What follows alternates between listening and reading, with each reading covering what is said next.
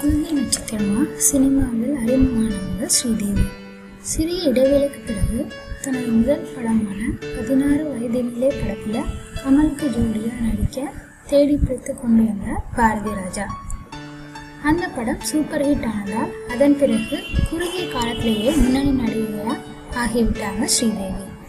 தென்னிந்திய சினிமாவில் புகழ் கொடி நாட்டியவங்க. அதுக்கப்புறமா பாலிவுட்டுக்கும் சென்று கனவு கன்னியாக திகழ்ந்தாங்க.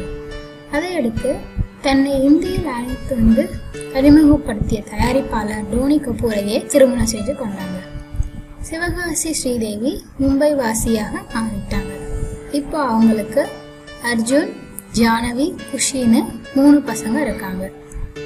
இந்நிலையில இங்கிலீஷ் படத்தின் மூலமா சினிமாவுக்கு மறுபிரவேசம் செய்தாங்க ஸ்ரீதேவி. அப்படத்துல சவாலான வேடத்துல நடித்து தன்னுடைய சிறப்பு நடிப்பை மீண்டும் காமிச்சிருக்காங்க ஸ்ரீதேவி.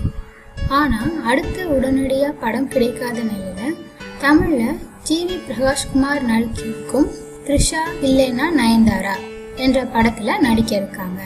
இப்படத்துல தன்னை கதாநாயகியாக்கிய இயக்குனர் பாரதி ராஜாவுக்கு ஜோடியா நடிக்கிறாங்க ஸ்ரீதேவி. கதைப்படி கதாநாயகியோட பெற்றோரா நடிக்க இருக்காங்க இவங்க 2 பேரும். ஆக பாண்டிய நாடு படத்திற்கு பிறகு பாரதி ராஜாவும் இங்கிலீஷ் படத்துக்கு அப்புறம் ஸ்ரீதேவியும் இணைந்து நடிக்க இருக்கும் படம் த்ரிஷா இல்லைன்னா நயன்தாரா.